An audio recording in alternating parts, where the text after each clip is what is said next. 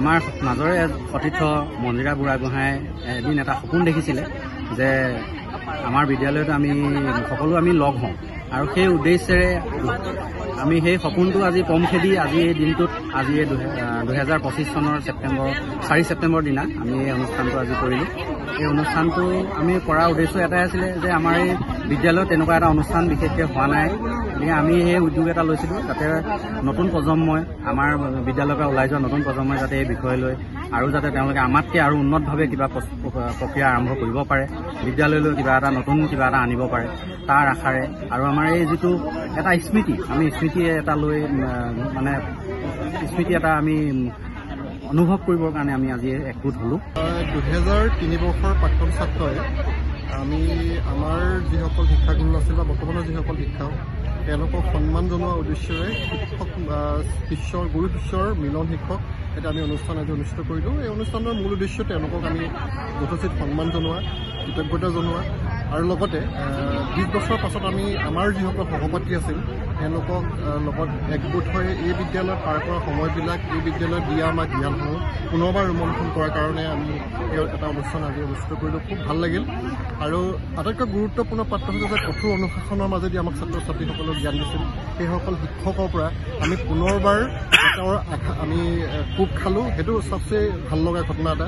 আৰু দ্বিতীয়তে আমাক শিক্ষকসকলক আমি কৈছোঁ যে কেতিয়াও আমি শিক্ষকসকল প্ৰাক্তন হৈ নাযায় বা ছাত্ৰৰ প্ৰাক্তন হৈ নাযায়।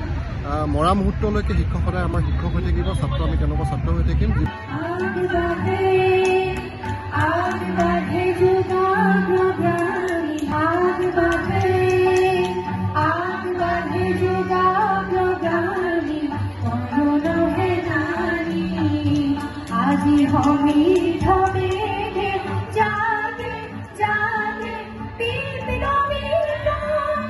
আমাৰ মাজৰে সতীৰ্থ মন্দিৰা বুঢ়াগোহাঁই এদিন এটা সপোন দেখিছিলে যে আমাৰ বিদ্যালয়ত সকলো আমি লগ হওঁ আৰু সেই উদ্দেশ্যেৰে আমি সেই সপোনটো আজি পম খেদি আজি এই দিনটোত আজি 2025 চনৰ 4 ছেপ্টেম্বৰ দিনা আমি এই অনুষ্ঠানটো আজি কৰিলোঁ। এই অনুষ্ঠানটো আমি কৰাৰ উদ্দেশ্য এটাই আছিলে যে আমাৰ এই বিদ্যালয়ত তেনেকুৱা এটা অনুষ্ঠান বিশেষকৈ হোৱা নাই। গতিকে আমি সেই উদ্যোগ এটা লৈছিলোঁ যাতে নতুন প্ৰজন্মই আমাৰ বিদ্যালয়ৰ পৰা ওলাই যোৱা নতুন প্ৰজন্মই যাতে এই বিষয় লৈ আৰু যাতে তেওঁলোকে আমাতকৈ আৰু উন্নতভাৱে কিবা প্ৰক্ৰিয়া আৰম্ভ কৰিব পাৰে, বিদ্যালয়লৈ কিবা এটা নতুন কিবা এটা আনিব পাৰে তাৰ আশাৰে আৰু আমাৰ এই যিটো এটা স্মৃতি আমি স্মৃতি এটা লৈ স্মৃতি এটা আমি অনুভৱ কৰিবৰ কাৰণে আমি আজি একগোট হ'লোঁ।